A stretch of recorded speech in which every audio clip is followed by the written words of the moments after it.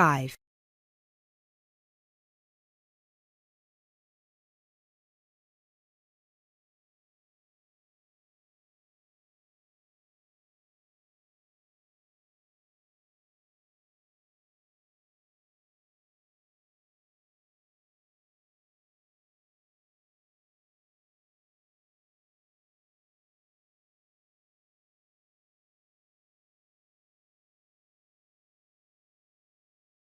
Good afternoon. Watto Insurance. This is Janet speaking. How may I help you? Yes, hello. I would like to make a claim on my car insurance, please. Certainly, sir. First of all, I'd like to inform you that all of our calls are recorded for monitoring and training purposes. Is that okay? That's okay. Could you please tell me your full name? Sure, it's Mr. Bennett Fisher. Okay, sorry, how do you spell your surname? It's spelled Fischer. Great, thank you. I see that you have taken out a third-party fire and theft premium with us on a 2013 light blue Volkswagen Passat. Is that okay? Yes, well, almost. The colour is not light blue, it's light green. Okay, thank you for updating your information with us. What is the nature of your claim with us today? Last weekend, I had driven up to York on business and left my car in a monitored car park. However, it was only monitored until 8 p.m, and I did not return to collect it until 9:30 p.m, after which no car park staff were present. When I arrived at the car park, my car wasn't there. It must have been stolen. I see. Were there any valuable items left in your car which could have been seen from outside? Well, I had recently bought quite an expensive radio for my car, but the front panel is detachable, and I always stow it in my glove compartment. So, no, there wouldn't have been anything valuable on display. Okay, Mr. Fisher, thank you for that information. I'm going to send you some forms through the mail for you to fill in. Before I can do that, I need to ask you a couple more questions. Is that okay? Of course.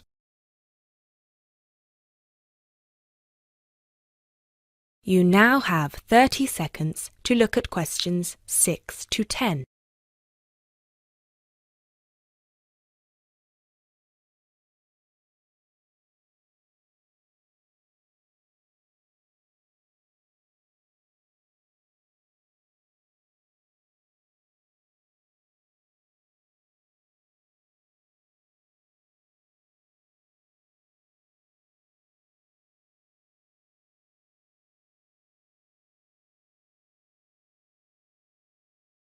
Thanks, Mr. Fisher.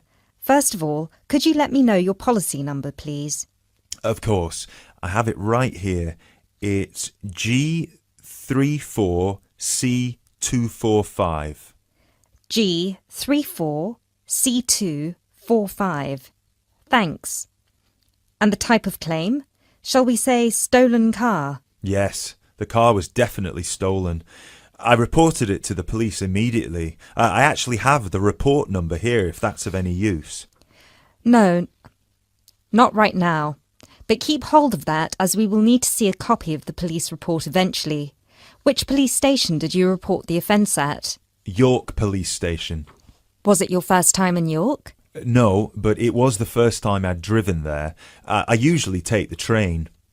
Were you aware that the car park was only manned until 8 p.m? No, I was not aware of that. Were there any signs put up on the premises that informed car owners of the risks of leaving their cars after normal operating hours? Yes, but they said the car park was going to be guarded until 10 p.m, at which point the entrance is barred so no cars can come in or out. Was any reason given for that sudden change? The police informed me that the staff on duty that night had left on an urgent call. I believe it was something about a family member being admitted to hospital. Were there any personal items left in your car? Yes, first of all, there was the car radio I mentioned before. Ah, yes, of course. Anything else? Just some CDs and an old jacket. Right. Thank you, Mr. Fisher. I have everything I need for now and will send these forms out to you shortly. When you get them, please fill them out with as much information as you can, and where possible, include copies of any relevant documents to support your claim, such as police reports and registration details. Once you have returned that to us, we can then start to assess whether you will be eligible to receive compensation. Do you have any further questions for me today? No, that's all. Thanks for your help.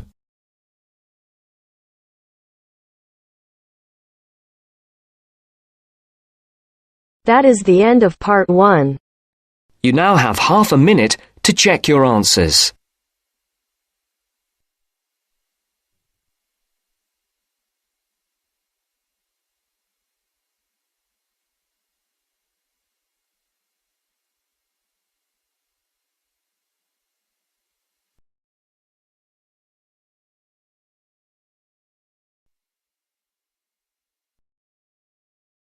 Now turns to part 2. Part 2. You will hear a lecture on bird migration. First, you have some time to look at questions 11 to 17.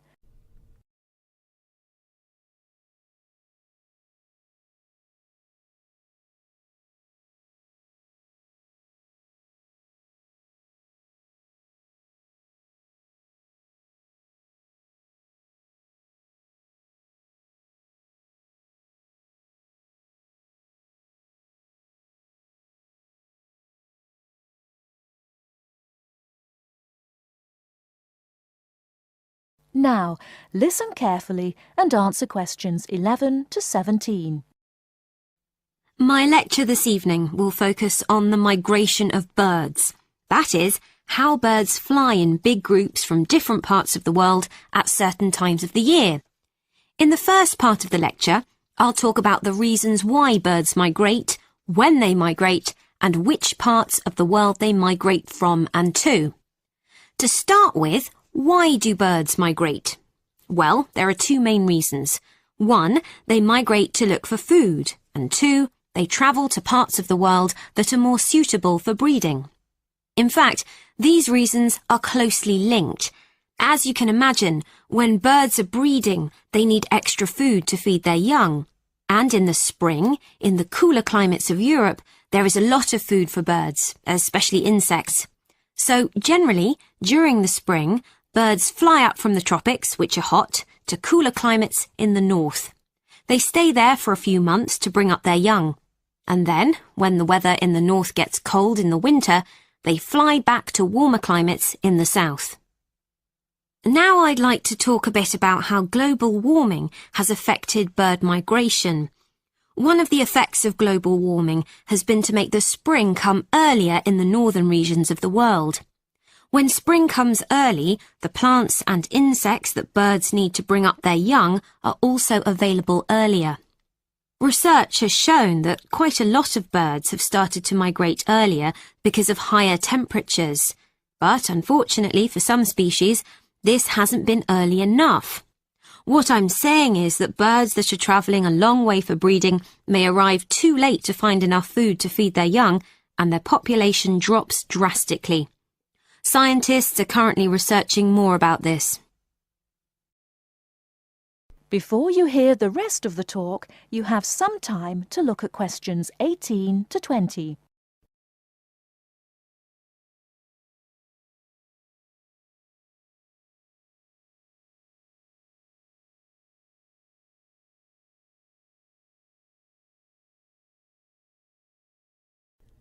Now listen and answer questions 18 to 20.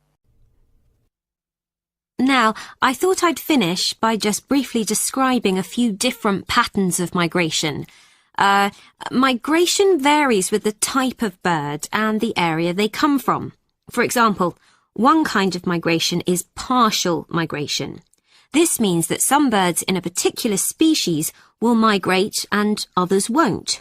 It usually depends on how the weather affects food supplies, and very often happens in the tropics.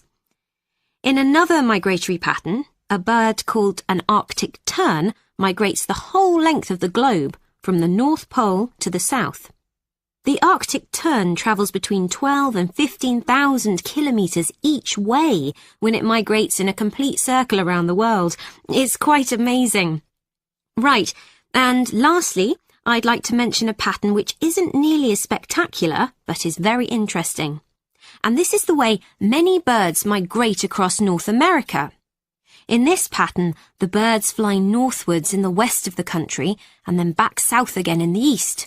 So, if you imagine it, they're actually migrating in a circular pattern, like the hands of a clock, not in a straight line, as we might think. That is the end of part 2. You now have half a minute to check your answers.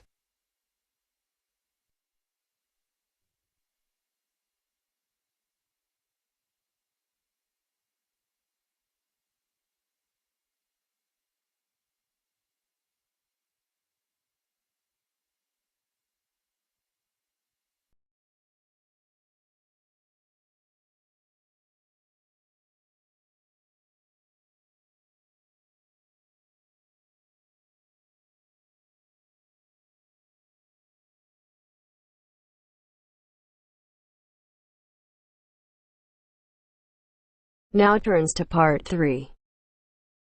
Part 3. You will hear a conversation between two students who will discuss a project they're working on together. You have 30 seconds to look at questions 21 to 27.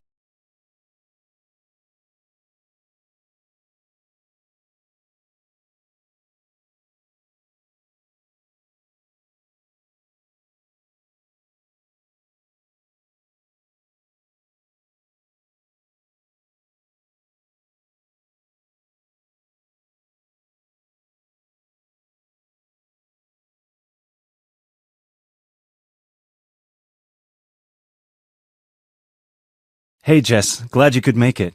We've got a lot to discuss. Hi, Matt. Yes, sorry I'm a bit late. I did bring all my notes with me. Yes, me too. Where shall we start? Well, I think it would be a good idea to clarify our objectives just one more time. Yes, good idea. Okay, here we are. We need to record, photograph, and identify the plant species in 10 1-square-meter plots. Does it say anything about where these plots should be and how they should be laid out? Ah, here it is. It says that all the plots need to be no more than 10 meters apart. And how do we choose them? Ah, this is the fun part. I remember this. Here we are. Make a 1-meter square frame using bamboo sticks available from the department stores. Yes, we've already done that. I know, I'm just reading the whole section. Okay. One person stands roughly in the middle of the chosen area and throws the frame. The other person uses a tape to mark out the square where the frame landed and returns frame to thrower. The thrower then turns a few degrees on the spot and throws again. The thrower must turn slightly after each throw and vary the force of the throw until after the 10th throw they are pointing in almost the same direction as the first. That sounds a bit complicated. That's only because it's all in writing. It's just a simple throw, turn, throw, turn, throw, turn until we have 10 squares. And I guess you want to do the throwing. Well, if you don't mind. I'm sure you'll be more accurate at marking the squares. Yes, I am sure I am, and I'm sure you've got a stronger throwing arm.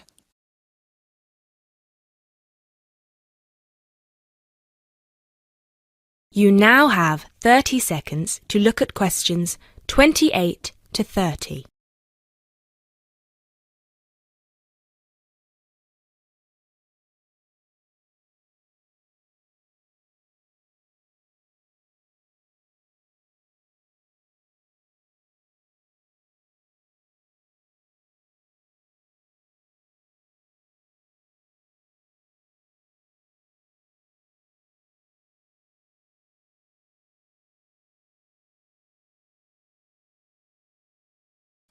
Okay, good. We've got that sorted.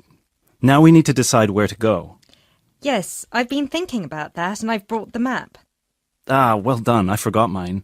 Now, I've identified 3 possible locations, but they've all got some disadvantages. Okay, fire away. Well, the area around this lowland marsh could be interesting. There'll be a lot of interesting water plants here. Looks good, but what's the problem? Mainly that it's already a designated nature reserve, and I think there's already been a lot of research done here. Ah, I see. Well, I'd rather do something that's new and can be useful. I agree. That's why I identified this area further west. See, here, behind the beach. Oh, yes, I see. That area there, where it's flat, but quite high. Exactly. If you look a bit further inland, you'll see that there are hills which will protect that area from strong north winds. I see. Excellent. But what's the problem? Just that it may not be very interesting. We know that the geology there is not conducive to a wide variety of plants. I agree. So what's your last idea? Well, I think this one is a bit of a winner, although I did want to show you the other two. Look up here, on the north coast. Where? See this bay? Well, I know that there's been quite a lot of studies done here, but a bit further to the east, behind this headland. No one has ever looked at that. Well, I certainly couldn't see any studies. That is interesting. And the plant life could be a bit different because of the shelter from the wind the headland provides. Exactly. Brilliant, Jessica. That's a great idea. We'll go there. Thanks. Now all we have to decide is when is a good time. Well...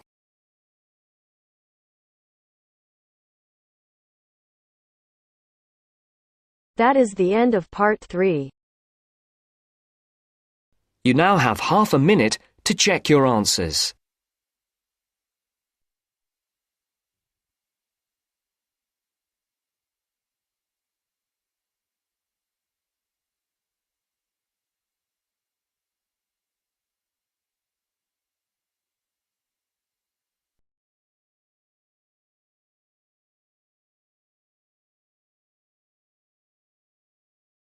Now turns to part 4. Part 4. You are going to hear a talk on 2 famous American presidents. As you listen, fill the missing information in the notes below. First, you have some time to look at questions 31 to 40.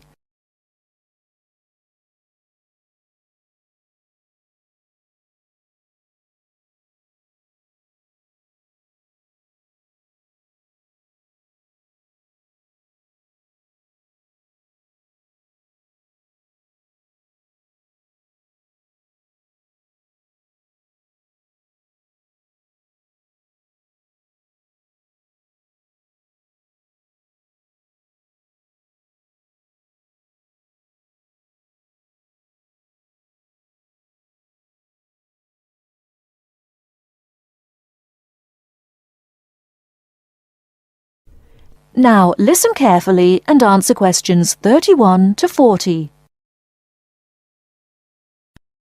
John F. Kennedy and Abraham Lincoln lived in different times and had very different family and educational backgrounds. Kennedy lived in the 20th century, while Lincoln lived in the 19th century. Kennedy was born in 1917, whereas Lincoln was born more than 100 years earlier, in 1809. As for their family backgrounds, Kennedy came from a rich family, but Lincoln's family was not wealthy. Because Kennedy came from a wealthy family, he was able to attend expensive private schools. He graduated from Harvard University. Lincoln, on the other hand, had only 1 year of formal schooling. In spite of his lack of normal schooling, he became a well-known lawyer. He taught himself law by reading law books.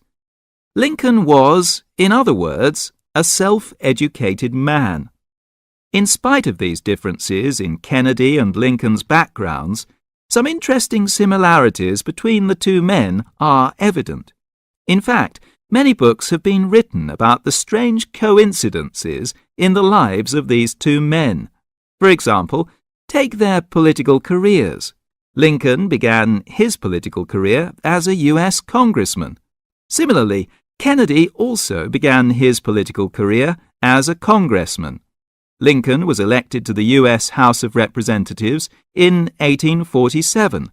Kennedy was elected to the House in 1947. They went to the Congress just 100 years apart.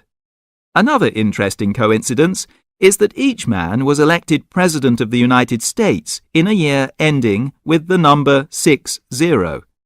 Lincoln was elected president in 1860 and Kennedy was elected in 1960.